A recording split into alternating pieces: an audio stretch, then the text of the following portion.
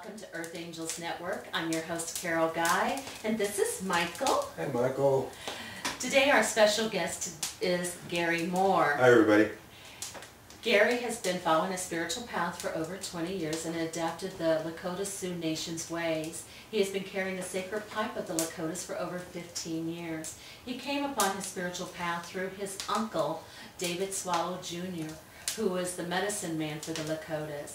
Gary has experienced drumming through the Sundance rituals, Vision Quest. He's also a longtime broadcaster, and he has his own rock and roll radio show on Blog Talk Radio.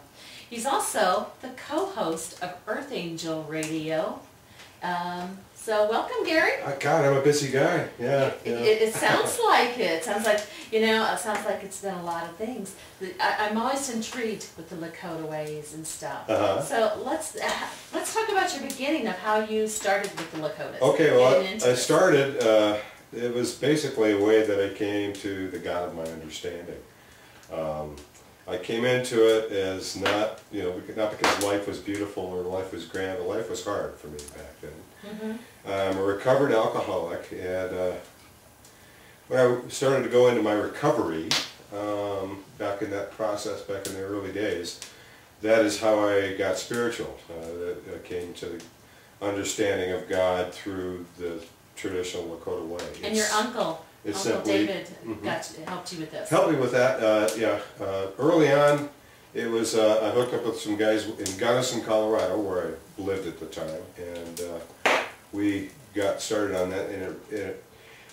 And even though I'm part Lakota, I'd been away from it for a long time, and that's how I got back into it, right around the time that I got recovery. And it simply resonated with me. It struck a chord deep within me. And I started down that way. Through the Sweat Lodge, Sundance, Vision Camp, and...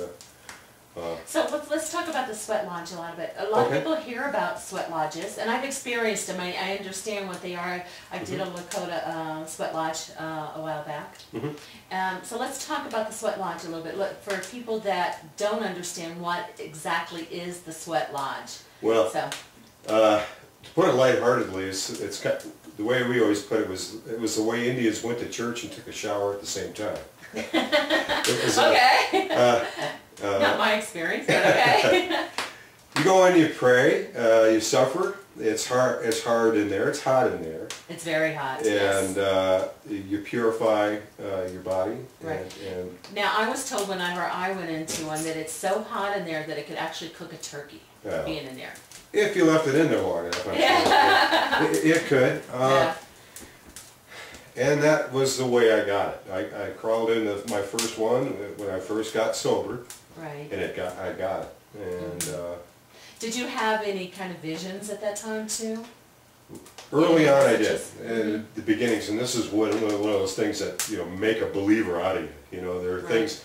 To those who believe, no explanation is necessary. To those who do not believe, no explanation will suffice. Right. And early on, we started doing the lodges. We were in Gunnison, Colorado. It was in deep heart of winter, where it was like 40 below zero. And we came into the way, and there was a time I was in a relationship, and the woman whom I was in a relationship with had a daycare center.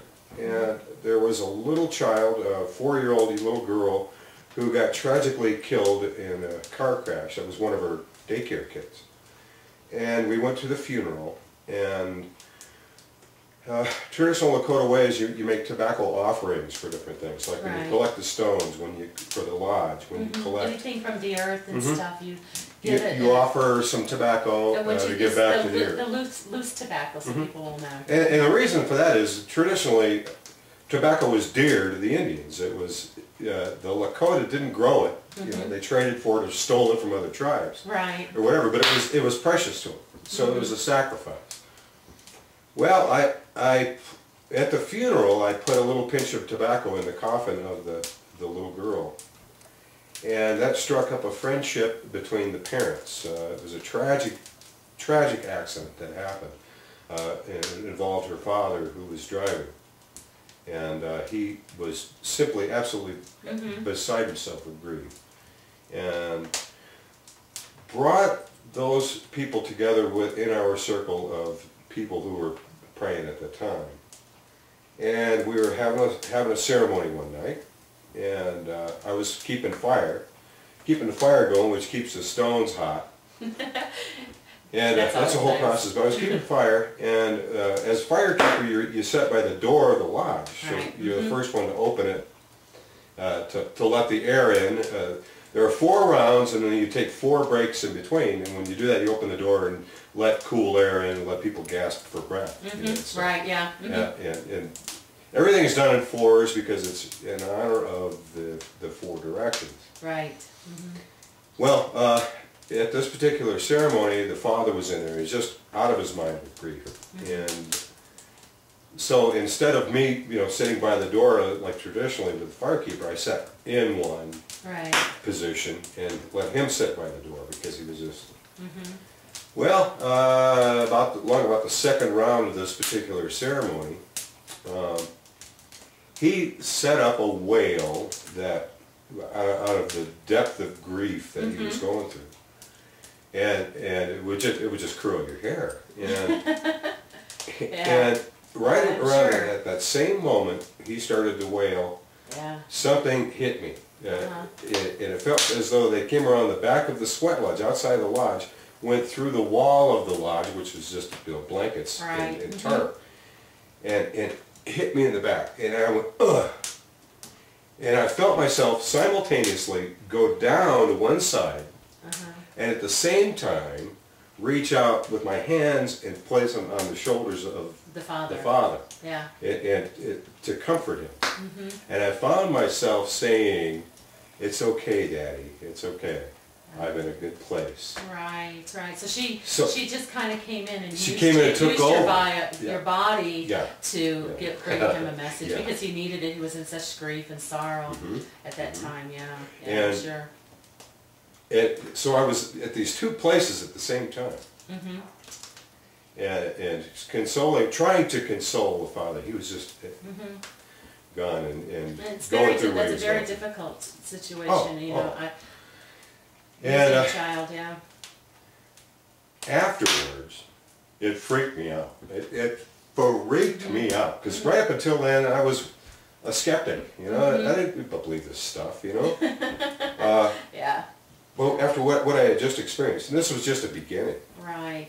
As we begin to do spiritual things, spiritual things begin to happen to us, and this was one of them. Right. There's that saying, people say, well, we're not human beings, we're spiritual beings having a human experience. Going at a human experience. I believe that we are both. We're human beings having a spiritual experience, and we are spiritual beings having a human experience. Both. We're both. We're doing it both. Not just one way. It's both because we are both.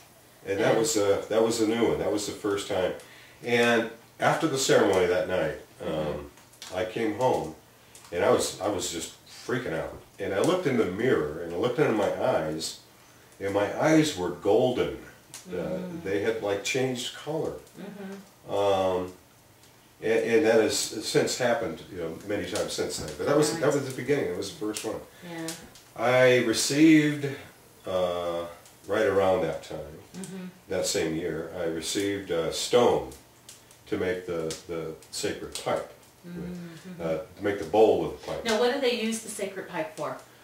You use it, there are basically 7 ceremonies that are used around the sacred pipe. The whole story of the white buffalo calf woman came to the Lakota people and brought the pipe, and what that that's the Christ. That was the Christ of the Lakota people. Simple spiritual truth. And that was there. But